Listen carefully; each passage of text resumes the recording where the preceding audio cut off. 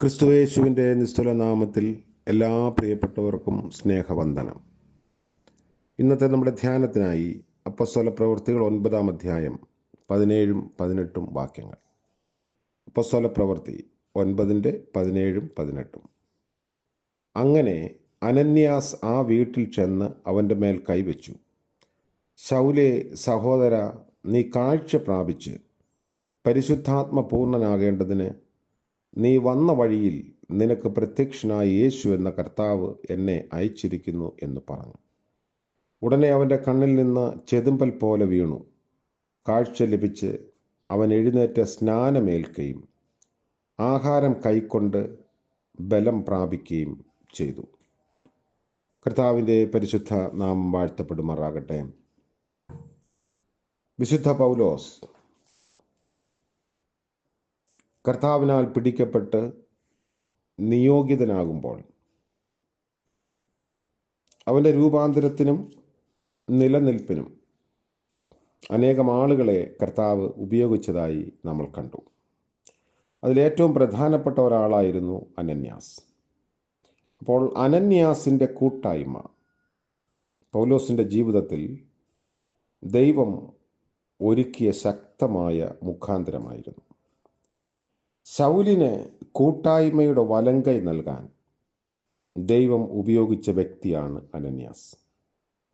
ദമസ്കോസിൽ കിഴക്ക് പടിഞ്ഞാറ് കിടക്കുന്ന വിശാലമായ നേർവീഥി എന്ന തെരുവിൽ യൂദായുടെ വീട്ടിൽ ശൗൽ പാർക്കുകയായിരുന്നു.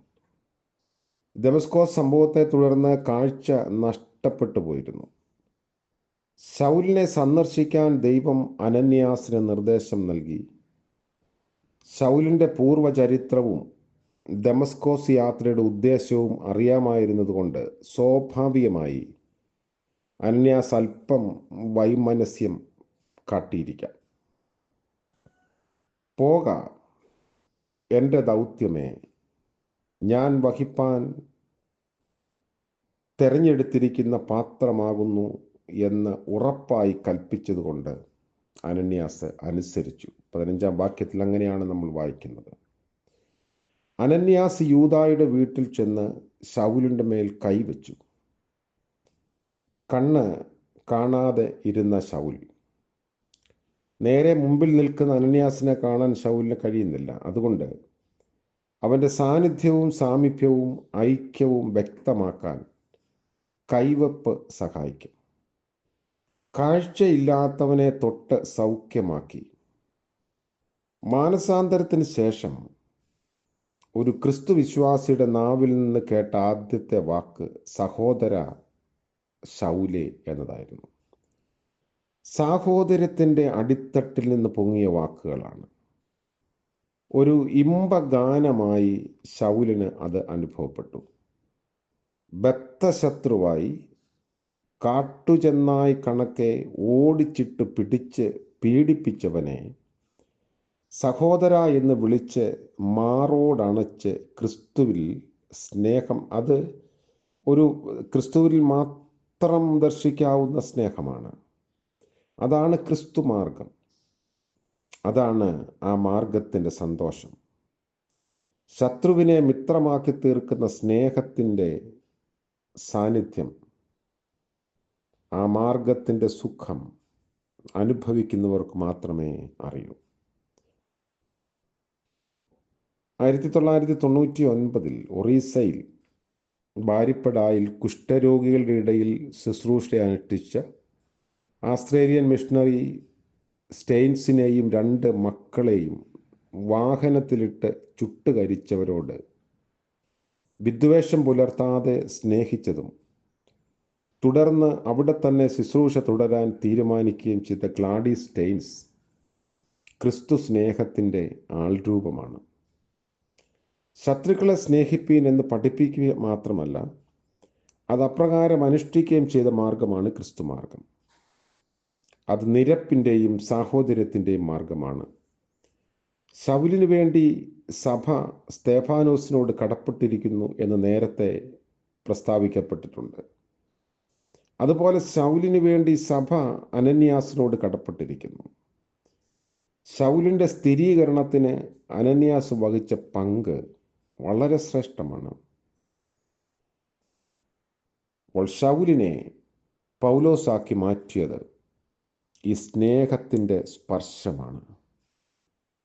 നമുക്ക് ഒരു പക്ഷെങ്കിൽ നമ്മുടെ നിലപാടുകളോട് യോജിക്കാത്ത വ്യക്തികളെ അകറ്റി നിർത്താൻ അല്ലെങ്കിൽ അവരിൽ നിന്ന് അകന്ന് നിൽക്കാനുള്ള പ്രവണത ഉണ്ടാവാം. ക്രിസ്തു മാർഗം ഒരിക്കലും അതിനോട് യോജിക്കുന്നതല്ല. വ്യത്യസ്ത നിലപാടുകളോടും അഭിപ്രായങ്ങളോടും ഒക്കെ നിൽക്കുന്ന ആളുകളെയും സ്നേഹിക്കാനും സ്പർശിക്കാനും സഹോദര എന്ന് വിളിക്കാനും നമ്മുടെ നാവുകളും കരങ്ങളും ഉപയോഗിക്കാം. അങ്ങനെയെങ്കിൽ അനേകരെ ക്രിസ്തുവിന് വേണ്ടി നേടിയെടുക്കാൻ നമുക്ക് കഴിയും. പ്രാർത്ഥിക്കാം. സ്നേഹവാനായ കർത്താവേ, മനോഹരമായ പുതിയ പ്രഭാതത്തിനായി സ്തോത്രം ചെയ്യുന്നു. കർത്താവെ, അവിടുത്തെ കരുണയിൽ ആശ്രയിച്ചുകൊണ്ട് ഇന്നത്തെ പകൽക്കാല ജീവിതത്തിലേക്ക് ഞങ്ങൾ പ്രവേശിക്കുന്നു. കൈവിടാത്തവനായി അവിടുന്ന് കൂടെയുണ്ടല്ലോ. ഞങ്ങളോട് ശത്രുതയുള്ള അകൽച്ചയുള്ള ആളുകളെ ക്രിസ്തുവിൻ്റെ സ്നേഹത്താൽ സ്പർശിക്കാനും സഹോദര്യ ബന്ധത്തിൽ തുടരുവാനും ഉള്ള കൃപ നൽകണമേ.